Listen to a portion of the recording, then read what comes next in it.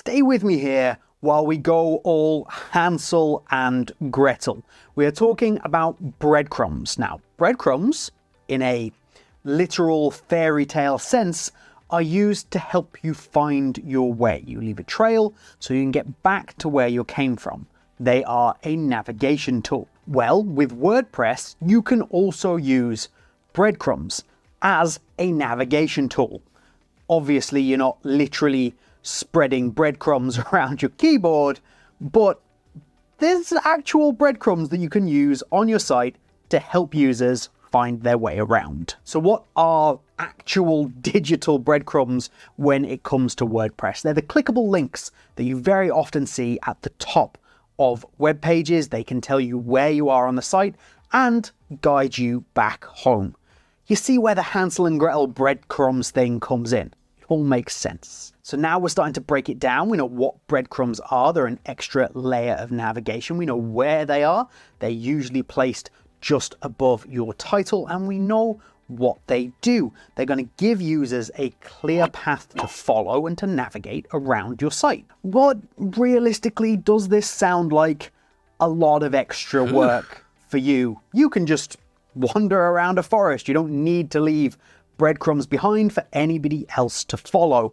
And yet there's the obvious answer of you've got to help your users, help the people visiting your website have an enjoyable time so they might come back. But possibly even more important than that is the fact that breadcrumbs are really strongly linked to SEO.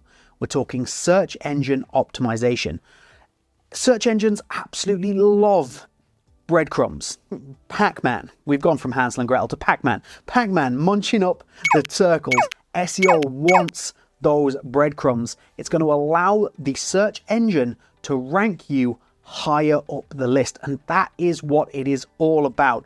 If somebody searches for a term, you want to appear as high up search rankings as possible, because otherwise people aren't going to find your website. Your SEO is even more important now than it ever has been before. The breadcrumbs are going to help the search engine understand your site's structure and hierarchy. To a search engine, that is really important. Do remember to get subscribed to WP Beginner and like the video, because we are doing a whole series of videos that are going to help you with all the key things that you absolutely have to know when building and using your WordPress page. So now I've told you how unbelievably important breadcrumbs are. It would probably be helpful if I told you how to add them to your website. And it's actually really easy, especially if you use a plugin. We're going to recommend All-in-One SEO. It's really easy to use, and adding breadcrumbs using All-in-One SEO pretty much couldn't be easier. All you're really going to do is install the plugin. So you can go to the plugins directory, you can search for All-in-One SEO, install and activate, and then you're going to activate breadcrumbs in the settings. Voila!